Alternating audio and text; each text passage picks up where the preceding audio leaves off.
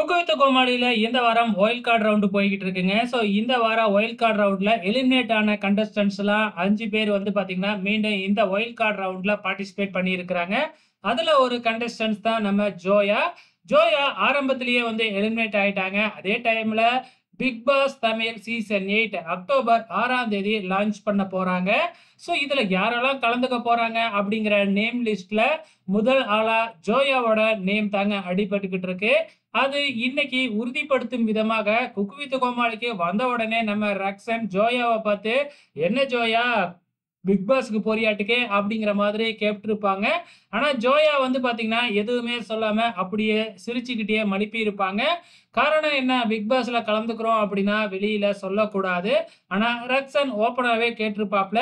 இல்ல அப்படின்னு ஜோயா மறுக்கவும் இல்ல. இதனால வந்து ஓரளவுக்கு வந்து ஜோயா பிக் பாஸ் வீட்டுக்குள்ள போறது இப்ப உறுதியாயிருக்கு. பொறுத்திருந்து பார்க்கலாம் அது உண்மையாகுதான்னு.